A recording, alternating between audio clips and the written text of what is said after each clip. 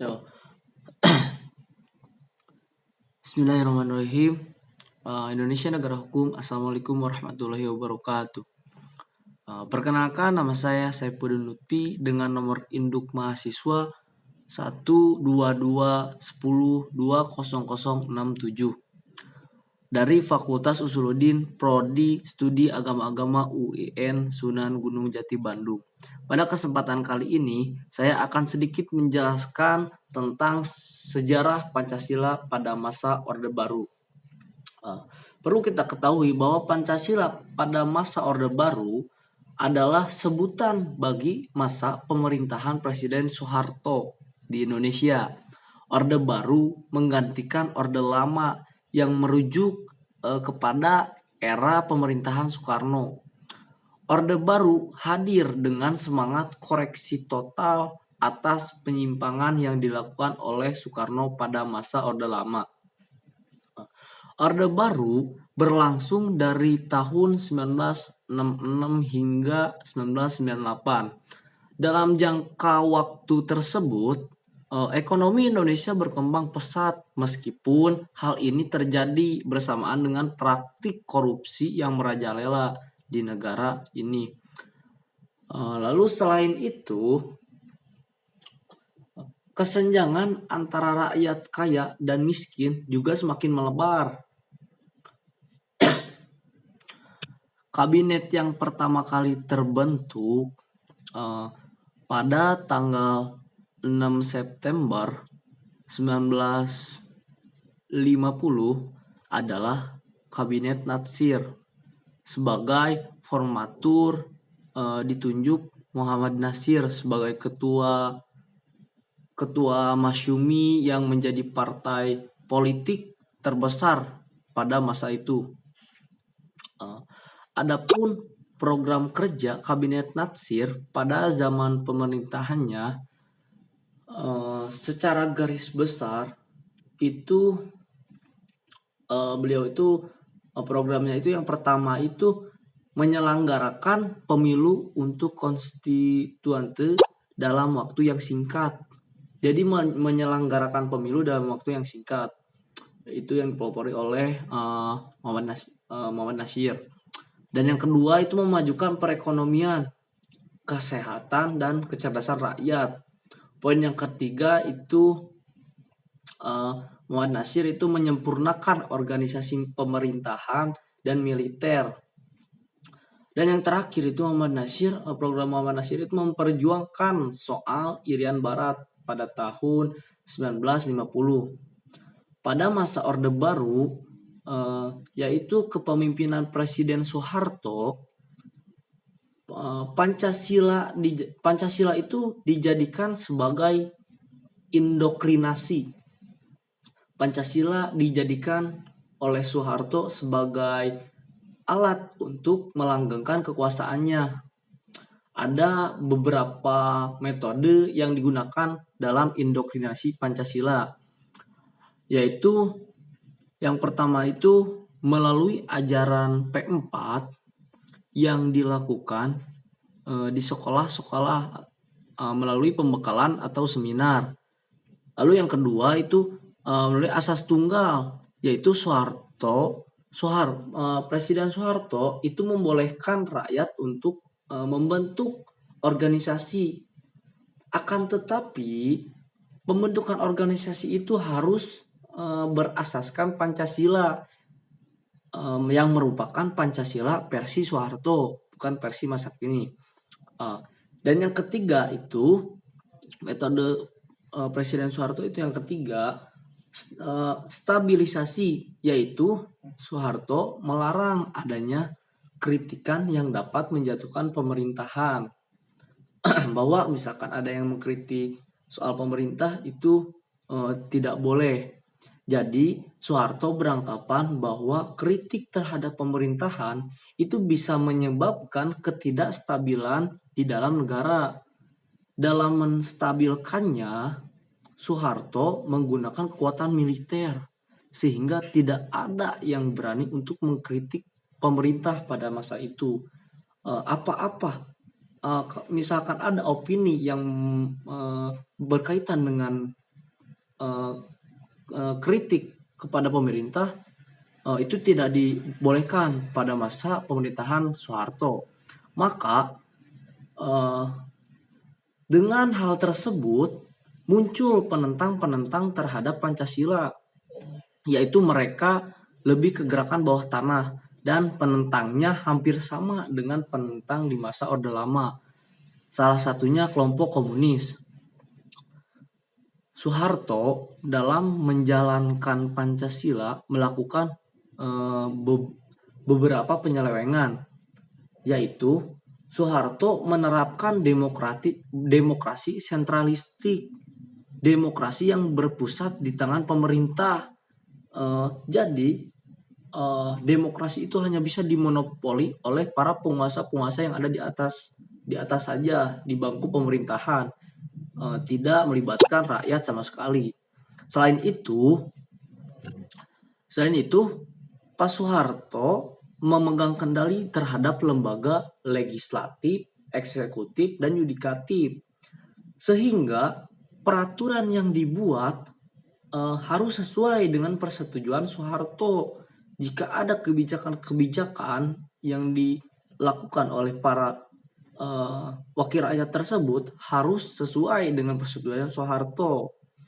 Dan juga Soeharto melemahkan aspek-aspek demokrasi, terutama pers, karena dapat membahayakan kekuasaan Soeharto. Manakala ada pers yang mengkritik pemerintah, itu akan membahayakan kedudukan Soeharto pada masa itu. Maka Soeharto membentuk Departemen Penerangan atau lembaga sensor secara besar-besaran agar setiap berita yang dimuat di media tidak menjatuhkan pemerintah.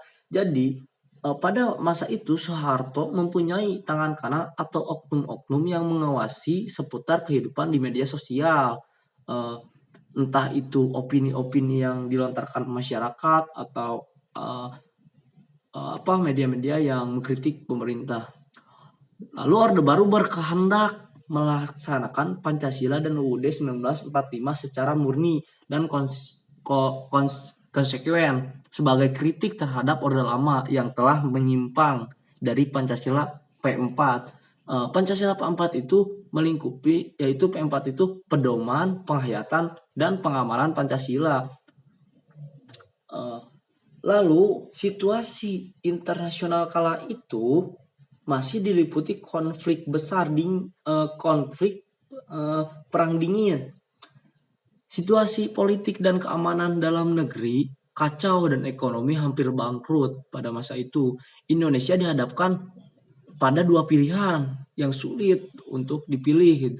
Yang pertama itu, apakah Indonesia itu akan memberikan sandang dan pangan kepada rakyat, atau mengedepankan kepentingan strategi dan politik di arena internasional seperti yang dilakukan oleh Soekarno pada masa jabatan Soekarno. Seperti juga Orde Baru yang muncul dari koreksi Orde Lama, kini lahirlah ada juga setelah Orde Baru itu lahir setelah Orde Lama, kini Orde Reformasi. Jika boleh dikatakan demikian, merupakan orde yang juga berupaya mengoreksi penyelewengan yang dilakukan oleh Orde Baru. Hak-hak rakyat mulai dikembangkan dalam tataran elit maupun dalam tataran rakyat, bawah, rakyat bebas, maupun tataran rakyat elit dan rakyat bawah. Rakyat bebas untuk berserikat dan berkumpul dengan mendirikan partai politik atau ormas-ormas dan lain-lain. Penegakan hukum sudah mulai lebih baik daripada masa Orba. Namun sangat disayangkan para elit politik yang mengendalikan pemerintahan dan kebijakan kurang konsisten dalam penegakan hukum. Dalam bidang sosial budaya, di satu sisi kebebasan berbicara, bersikap, dan bertindak amat memacu kreativitas masyarakat. Namun di balik hal tersebut, di sisi lain justru menimbulkan semangat primordialisme Apa itu primordialisme? Yaitu masyarakat berpandangan bahwa yang masyarakat itu pandangan yang primordialisme itu pandangan yang berpegang teguh pada hal-hal yang dibawa sejak kecil, baik tradisi, adat istiadat, kepercayaan maupun sesuatu yang ada di dalam lingkungan pertama. Jadi masyarakat itu percaya bahwa yang dialami mereka pada lingkungannya yang pertama kali mereka hidup itu mutlak kebenarannya. Jadi mereka itu percaya bahwa yang pertama mereka rasakan itulah kebenarannya. Efek dari hal tersebut itu terjadi benturan antar suku, antar umat beragama, antar kelompok, dan antar daerah terjadi di mana-mana. Kriminalitas meningkat dan pengerahan massa menjadi cara untuk menyelesaikan berbagai persoalan yang berpotensi tindakan kekerasan karena sifat yang fanatik terhadap kepercayaan, adat istiadat dan lain-lain. Tidak adanya sifat yang toleransi.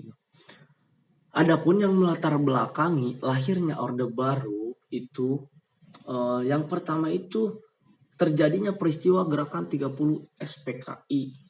Gerakan 30 September 1965 atau kita kenal itu G30 SPKI. Terus yang kedua itu keadaan politik dan keamanan negara menjadi kacau karena peristiwa gerakan 30 SPKI ditambah adanya konflik di Angkatan Darat yang sudah berlangsung lama. Jadi efek besar dari gerakan G30 SPKI itu berimpact besar bagi negara Indonesia pada masa itu. Lalu ada juga poin ketiga itu keadaan perekonomian negara itu semakin memburuk, di mana inflasi mencapai 600%, sedangkan upaya pemerintah melakukan devaluasi rupiah yang berdampak kenaikan BBM lalu menyebabkan timbulnya keresahan masyarakat karena naiknya harga BBM. Lalu ada yang keempat itu reaksi keras dan meluas dari masyarakat yang mengutuk peristiwa pembunuhan besar-besaran yang dilakukan oleh PKI. Jadi stigma masyarakat tentang PKI itu negatif. PKI itu di dalam stigma masyarakat itu sebuah ormas yang menghancurkan Indonesia. Adapun kegagalan atau penyimpangan sistem pemerintahan Orde Baru yaitu semaraknya korupsi, kolusi, dan nepotisme.